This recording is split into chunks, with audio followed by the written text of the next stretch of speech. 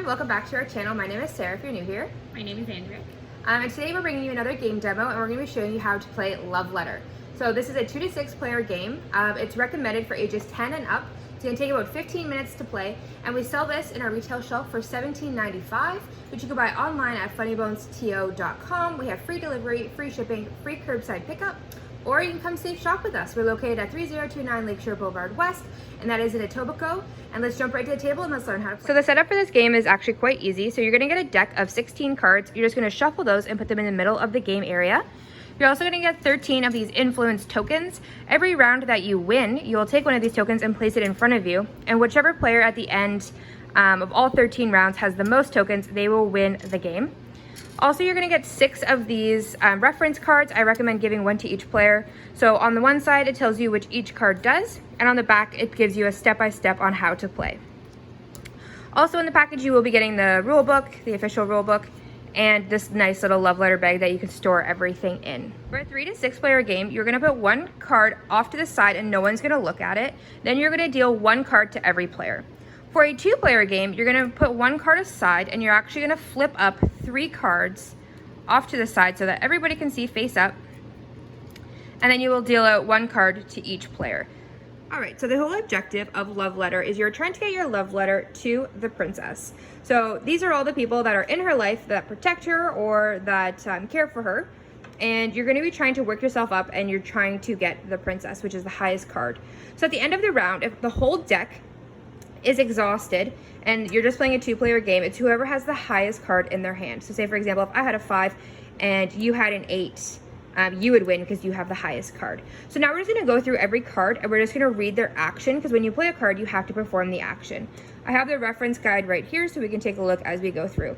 So number 1 is the guard. You name a non-guard card and choose another player. If that player has that card, he or she is out of the round. Number 2 is the priest. You get to look at another player's hand. So in a 2 player game, you'll just be looking at your opponent's hand, but in a multiplayer game, you can pick anybody that you would like.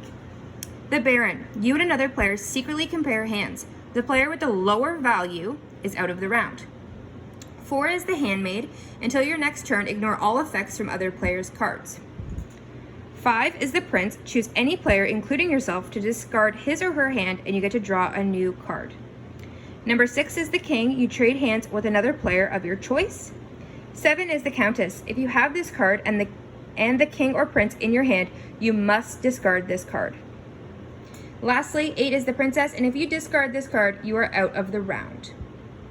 So those are all 8 cards, and let's jump to the table and I'm going to show you how to play. All right, so we are setting up for a 2 player game, so we have our 13 tokens here. We put 1 off to the side, and we're going to flip 3 up. And they are 3 guards.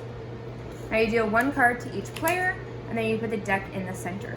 So you're going to look at your card, and I'll let Andrea go first. So on your turn, she's going to pick 1 card. And then now she's going to decide between which card she wants to play, and then she's going to perform that action. So I get to look at your...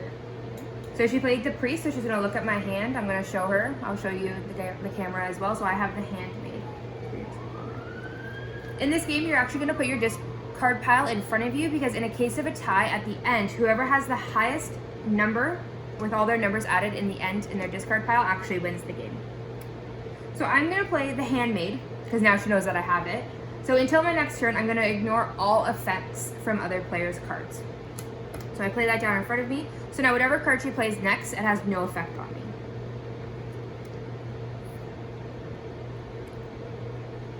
So she played the guard, so she's going to guess what card I have. But again, even if she does guess right, it has no effect on me.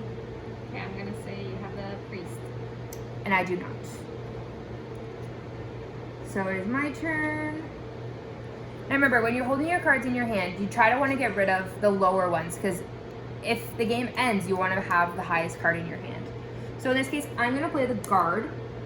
And the guard is, again, name a non-guard card and choose another player. If that player has that card, he or she is out of the round. So I'm going to guess that you have a Baron. Yes. Oh, so I guessed right. So that means I win the round. I collect an influence token, and then we reset for the second round. So all of these get put back into the pile. We're going to shuffle. And we'll just play like 2 or 3 rounds, and just so you guys get the hang of it. So again, you put 1, you flip 3 up, and then give 1 card to each player. I won that round, so I'm gonna let Andrea go first. Alright. So I'm gonna guess that you have the handmaid. No, I do not. So I'm gonna pick up. So I'm going to play the guard. So again, I'm gonna be able to guess, and I'm gonna guess that you have a priest. No.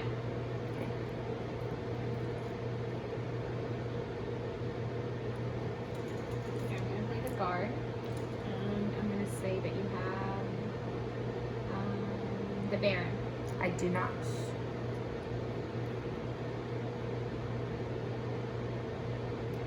So I'm gonna discard the countess. So the countess is, if you have this card and the king or prince in your hand, you must discard this card. So that basically lets Andrea know that I either have the king or prince in my hand, which kind of sucks. Okay, so I'm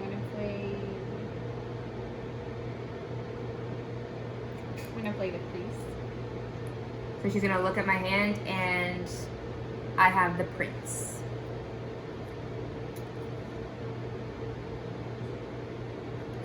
I'm going to play the prince now that she knows that I have it. And the prince is, choose any player to discard his or her hand and draw a new card. So I'm going to ask you to discard and draw a new card. And then you can pick another one up as you can.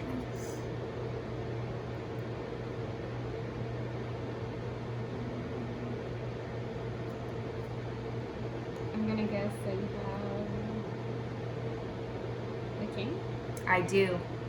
So I just picked up the king, so her guess was right. So she won, so she's gonna get one of these influence tokens. So right now we are neck to neck. So we're gonna play one more as a little tiebreaker. In a typical game, you would play until all these cubes are out. There is 13, so it is an odd number. So for a 2-player game, it'd be best 6 out of 7. Right? Yeah.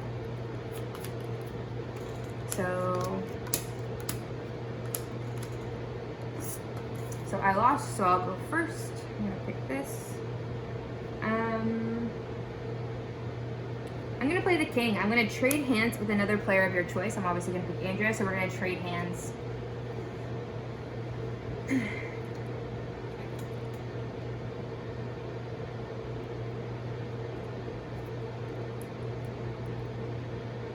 Okay, so she played the handmaid, so she gets to ignore all the effects I'm gonna play on her next.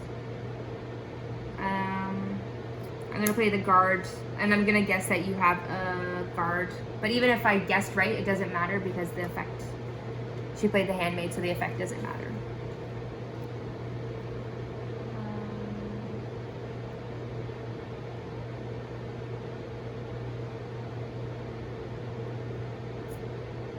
I totally forgot the one I gave you, but I'm gonna say the prince.